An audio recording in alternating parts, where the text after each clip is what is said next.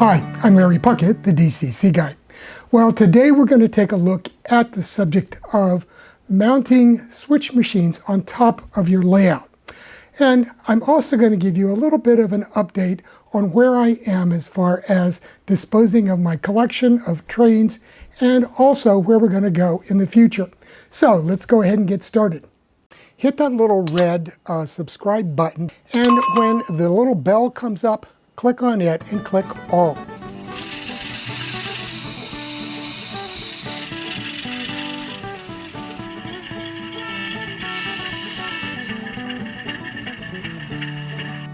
Okay, so first off, let me point out that for those of you who are not interested in an update on where things stand with the channel, I'm going to put a timestamp right here, and you can go ahead and scroll forward to that position in the video and just skip what I'm going to say now.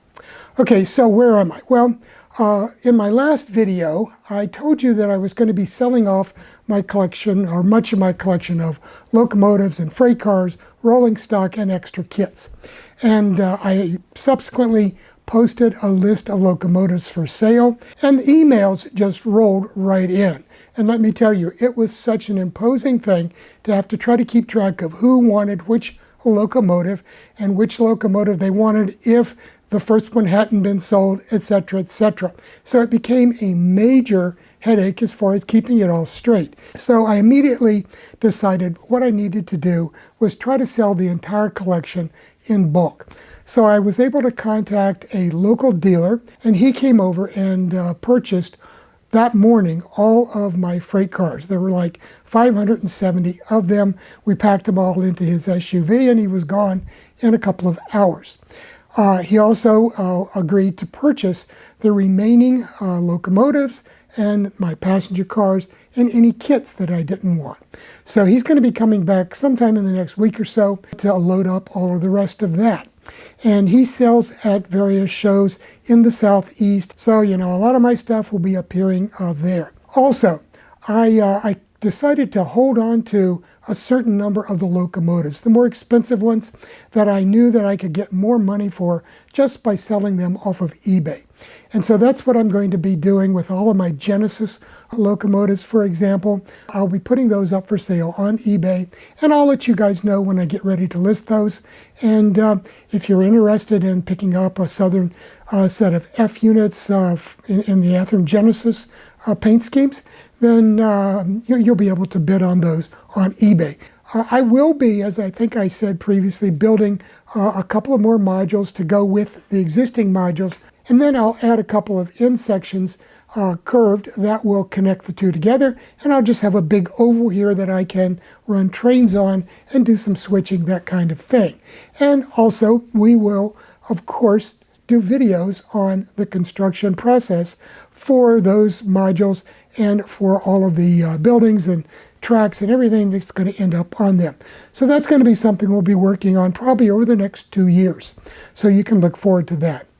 Okay, let's go ahead and get started with the main subject of today's video. Now, a couple of years ago, when I built the staging yard on the Piedmont Southern, I showed you how I used these IP digital switch machines mounted on the surface under there to control the turnout points. And to do that, I simply put a 90-degree bend in the throw rod and connected it to the turnout point throw bar with the other end. And so anytime you activated the switch machine, it would move the points without any problem. Now, you could do that on the surface of your layout. However, it's going to look kind of odd. Now, one thing that you can do to hide these is you could put a structure such as a signal tower, something like that over top of it. You know, cut a little slot in the side for your wire to go through, and you won't have any problems. You could do that. You could hide these behind trees, all kinds of things like that. You could use an extended throw rod here if you wanted to go back a little bit further. So that's one thing you can do. So there are ways to use these. However, what I have for you is something else. and it is a different type of surface mount switch machine. And I'm not talking about the old Atlas solenoid devices that can be attached directly to the Atlas turnouts. But these are a different thing produced by DCC Concepts called their Cobalt SS. And I covered these in a video. I believe it was number 304, but I'll put a link to that above me here and also at the end of the video. So you can go back and see the review I did at the time. But at that time, I did not install them on a layout and show you how they work. So that's what I'm going to do today. Now what I have here is a small demo setup for you to show you how these things work and how you can install them on a layout. Now, what do you get with it? Well, for each basic kit, and they sell a basic kit with one circuit board and two turnout motors, and then you can get a 6-pack, a 12-pack, and various combinations like that, and various other accessories. But we'll talk about that as we go through here. So basically then, the DCC Concepts Cobalt SS turnout controller is a circuit board that has an accessory decoder in it. So you can control these small switch motors using accessory commands on your throttle, on a computer, on something like the Cobalt central control panel, things of that nature.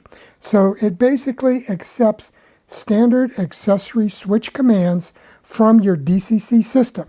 In addition, you can run this off of DC power and use push buttons, and I'll show you how that works in a minute.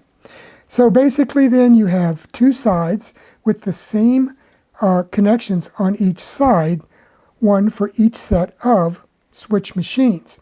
And I say that because they provide these connectors here that have 3 sockets on them. So you can connect at least 3 of these small switch machines to each one of these and put one set of 3 on each side. So that's a total of 6 that you could control.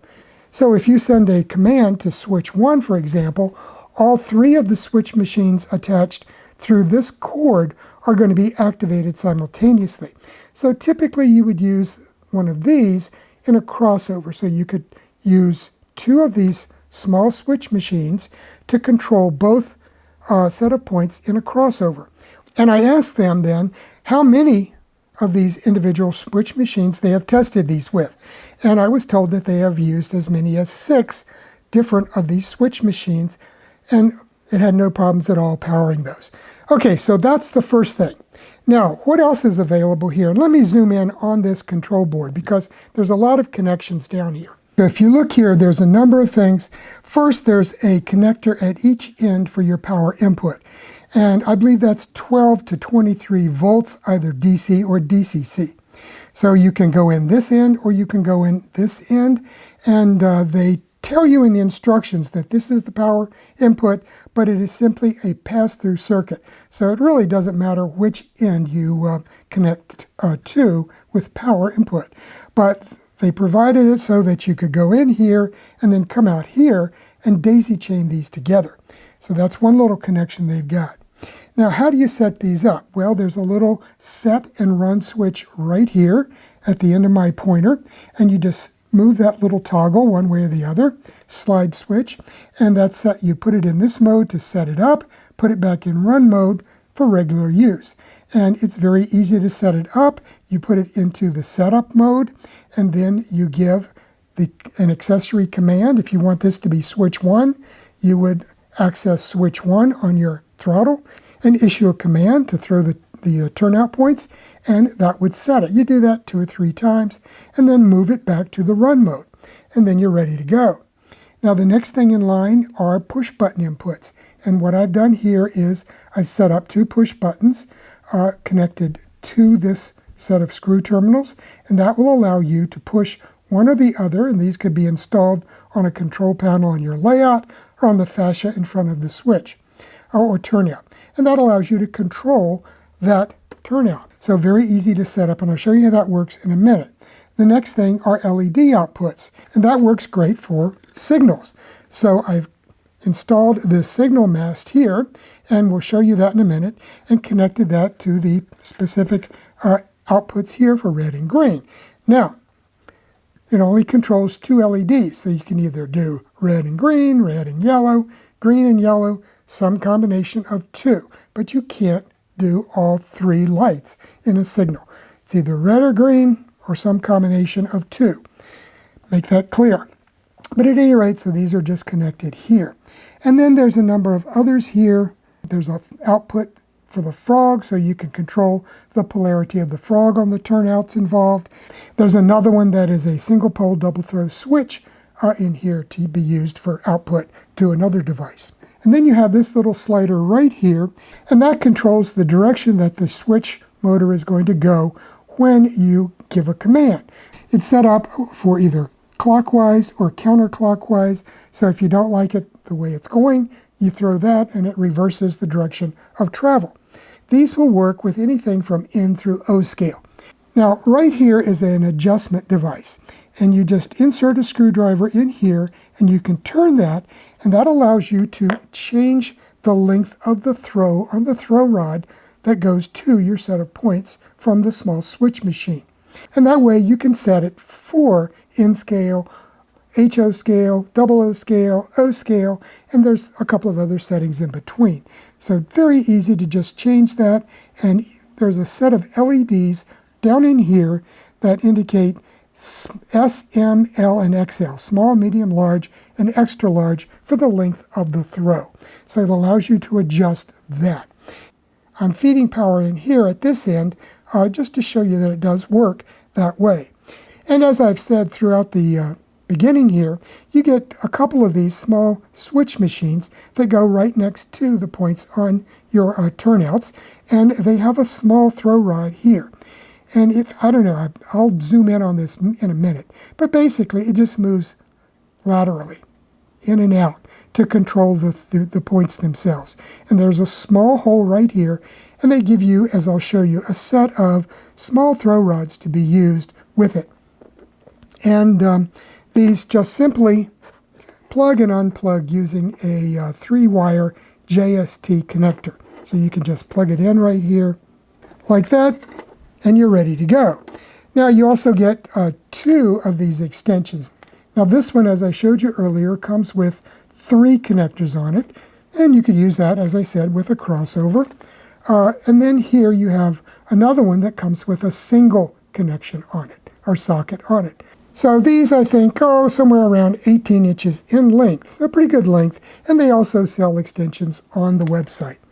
Okay, what else comes with this? Well, you get a set of these small metal connectors, and those go between the switch machine and your points on your turnout. And they have various different configurations for these so that you can work with different types of turnouts and different types of installations. Let me zoom in here on the actual switch machine so we can see how that's set up.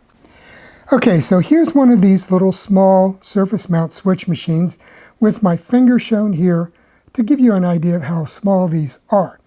Now, if you look right here, there's this little brass square with a hole in it. And the little throw bar that I showed you that they provide fits down into here and then runs out this way and connects to your points. So very small. It has 4 holes for mounting here. And as you can see here, they provide screws for mounting these on your layout. They also provide screws for mounting the control circuit board on your layout, or under your layout, because that's where you're going to want to put this, under the layout, run the wire down through it, and make the connection under there. So if you look right here, this is one of my Walthers turnouts, and this is the throw bar for it.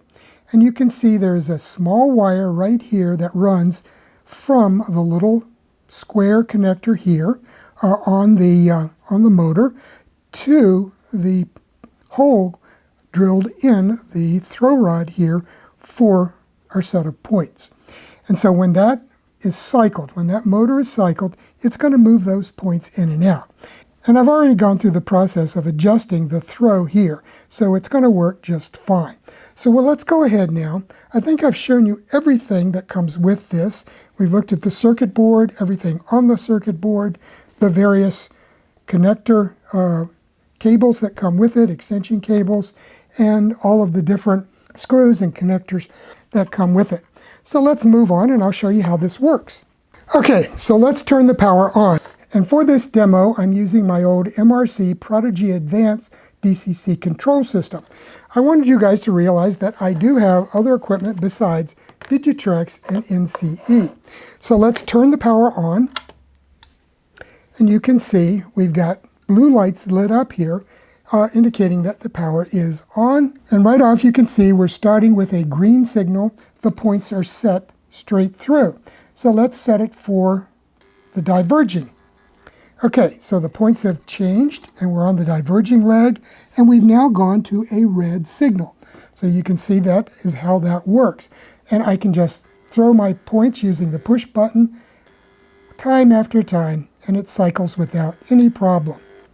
And I want you to hear, it does make a slight buzzing sound. So let me go ahead and throw these points, and you can hear that. I'll be quiet.